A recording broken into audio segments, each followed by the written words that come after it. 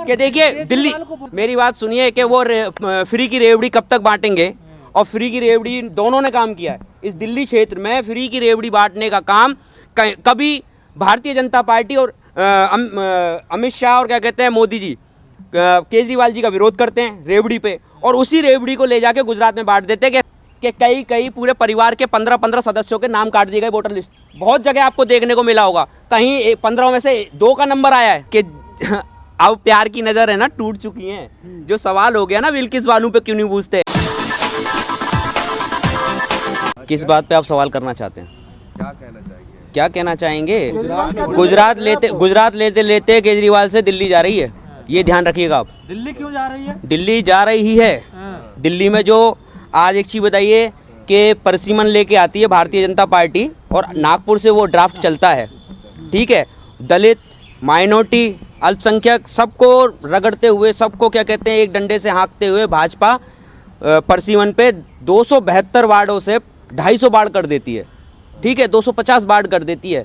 उस पे केजरीवाल चुप्पी तोड़े हुए हैं। गुजरात में जय श्री राम का नारा लगाते हैं, वो शुरू से लगाते हैं, वो शुरू से कहते हैं हम कट्टर भाजपा ही हैं, हम कट्टर संघी वाले हैं। वो वीडियो शायद आप लोगों ने ना देखी हो। एक बार क्या कि देखिए दिल्ली, मेरी बात सुनिए कि वो फ्री की रेवड़ी कब तक बांटेंगे, और फ्री की रेवड़ी दोनों ने काम किया है इस दिल्ली क्षेत्र में। फ्री की रेवड़ी बांटने का काम कभी भारतीय जनता पार्टी और अमित शाह और क्या कहते हैं मोदी जी, केजरीवाल जी का विरोध करते हैं रेवड़ी पे, और उसी रेवड़ी को ले जाके गुजरात में बांट देते हैं कि साल में 2 सिलेंडर देंगे फ्री। एक जैसे हैं दोनों, एक ही थाली के चट्टी बट्टे हैं। सोचने वाली बात है कि निकले कहाँ से हैं। आप ये देखिए दोनों किस संगठन के हैं, दोनों एक ही संगठन से निकले हैं, मुस्लिम मुद्दों से बसते हैं। मैं ये कह रहा हूँ ना कि परसिमन लेके आए, परसिमन का क्लियर भी हो गया। परसिमन जो दिल्ली में, एक मिनट पत्रकार महोदय, परसिमन जो दिल्ली में लेके आए थे दलित माइनॉरिटी को कुचलने के लिए भारतीय जनता पार्टी, उस परसिमन पे कोर्ट का डिस्कशन हो गया, चुनाव आयोग का डिस्कशन हो गया। कल क्या कहते हैं,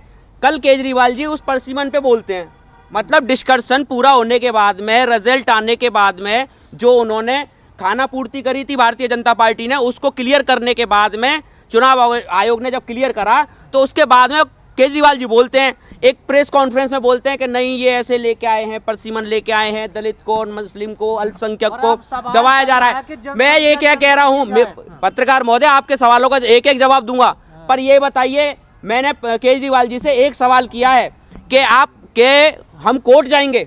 वो कहने लगे उस प्रेस कॉन्फ्रेंस में, उस वाइट में कह रहे हैं वो कि हम परसिमन पे अगर सही निर्णय नहीं हुआ तो हम कोर्ट जाएंगे। मैंने कोर्ट जाने की बात दूर की है, जहां जहां आपकी सरकार है वहां सर्वे करा लीजिए, और जहां आपकी सरकार में दलित और मुस्लिम अल्पसंख्यक दबा हुआ है, आप उसी पे चुप्पी तोड़ दीजिए, जनता मान जाएगी। परसिमन से ये लेना देना है कि जहां जहां भारतीय जनता पार्टी अभी एमसीडी में बैठी है, आपके पास दिल्ली प्रदेश में एमसीडी में है, और वो उसने जो क्या कहते हैं परसिमन लेके आए हैं, वो दलित को, माइनॉरिटी को अलग अपने चुनावी, जैसे आपने देखा हो उत्तर प्रदेश के चुनाव में आपको डेमो मिला था कि कई पूरे परिवार के 15 सदस्यों के नाम काट दिए गए वोटर लिस्ट। बहुत जगह आपको देखने को मिला होगा, कहीं 15 में से 2 का नंबर आया है, कहीं किसी का आया ही नहीं, किसी को धक्के मार के निकाला जा रहा है पोलिंग बूथ से।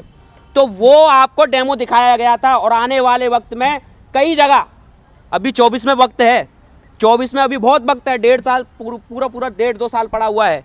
आपको ये देखने को मिलेगा जहां जहां भारतीय जनता पार्टी ये खेल करने वाली है ना, ये तो दिल्ली को इफेक्ट करने का पहला एक टारगेट बनाया था कि जनता से वादे पूरे ना करने के तहत एक प्रधानमंत्री इस्तीफा दे देता है, और हमारा प्रधानमंत्री हर एक नए वादे के साथ, नए चेहरे के साथ आता है।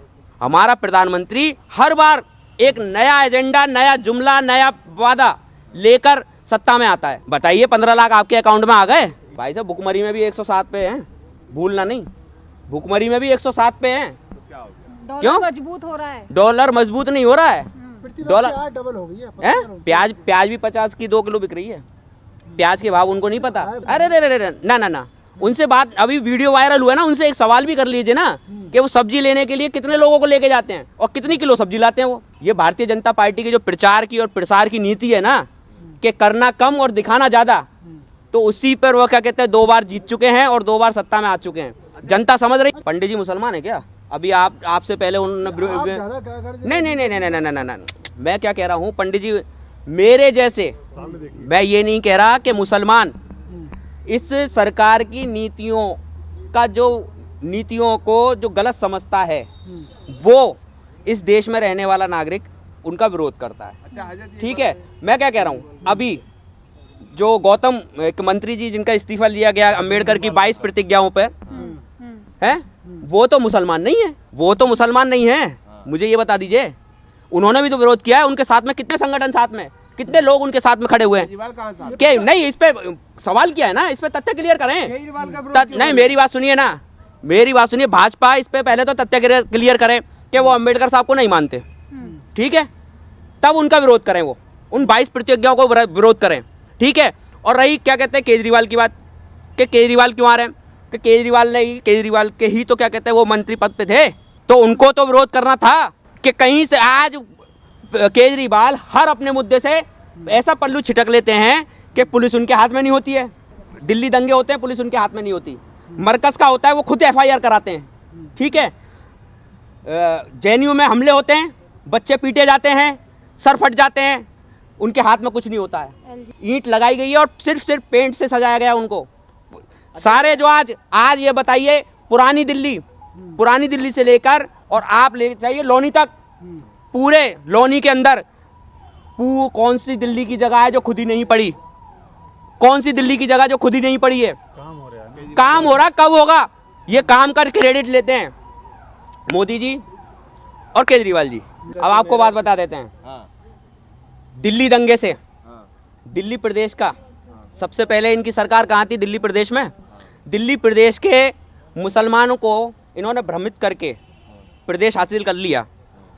पानी पे बात कर रहे हैं, बिजली पे बात कर रहे हैं। अरे हिंदू मुस्लिम की बात करते हैं, हिंदू मुस्लिम की छोड़ो, वो तो क्या कहते हैं अपने पार्टी की बात नहीं करते, अपने पार्टी के नेताओं की बात नहीं करते, सिर्फ बात करते हैं वो सत्येंद्र जैन की। सत्येंद्र जैन उनको अब नजर नहीं आते, सत्येंद्र जैन अब कोई वाइट नहीं आती उनकी, अब कोई इंटरव्यू नहीं आता सत्येंद्र जैन के पक्ष में उनका, ये आप ध्यान रखिएगा, क्योंकि वो माइनॉरिटी, जैन माइनॉरिटी में आते हैं, आपको बता दूं, ठीक है। अमानुतुल्लाह खान के लिए उनका एक भी वाइट नहीं आया। हाँ, ये जरूर आया जब वो रिहाई हो गए ना, तो ट्विटर पे एक क्या कहते हैं ट्वीट डाल के उनको शुभकामना दे दी उन्होंने।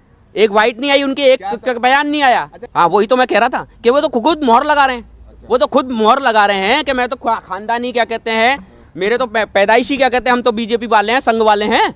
तो एक जनता खुद तय करे।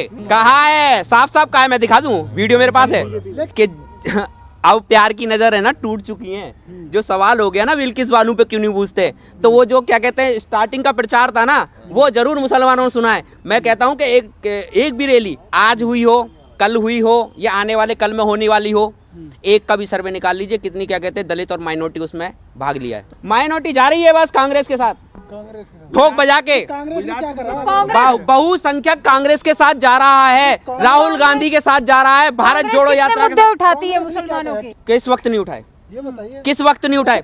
कांग्रेस सिर्फ मुसलमानों के ही नहीं, कांग्रेस किसानों के मुद्दे उठाती है, कांग्रेस क्या कहते हैं उन छात्रों के मुद्दे उठाती है जिनको रोजगार नहीं मिलता, कांग्रेस महंगाई पे उठाती है, कांग्रेस किस वक्त कांग्रेस ने अग्निवीर पे मुद्दे, हर मुद्दे पे देश की जनता के जो हित में मुद्दे नहीं है, बस ट्विटर पे मुद्दे उठाती है, सामने नहीं आती है। महंगाई पे हल्ला बोल किसने करा था? महंगाई पे हल्ला बोल किसने करा था?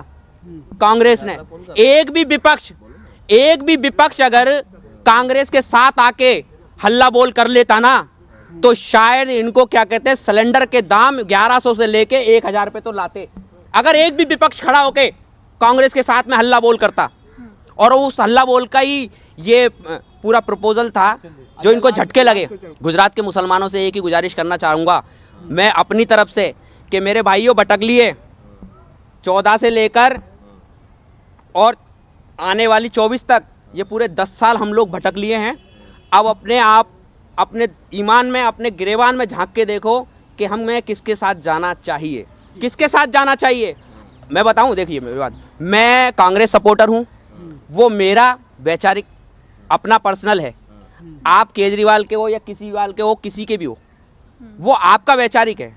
मैं तो ये कहना चाहूँगा जिसको सही समझे जनता, इस वक्त में जो मुद्दों को लेके चल रहा हो, जनता को एक साथ ले। सबसे बड़ी बात तो एक चीज़ बता दूं कि एक बात है कि जिस देश में नफरत होगी वहाँ कभी रोजगार नहीं होगा, वहाँ कभी क्या कहते हैं खुशहाली नहीं होगी, अमन चैन शांति नहीं होगी। क्योंकि रोजगार का एक बात बताऊं, अभी परवेश वर्मा जी ने और नंद किशोर गुर्जर जी ने दोनों ने, एक भाजपा का सांसद है, एक भाजपा का विधायक है, ठीक है, दोनों ने क्या कहते हैं बाइकआउट का काम किया, ठीक है।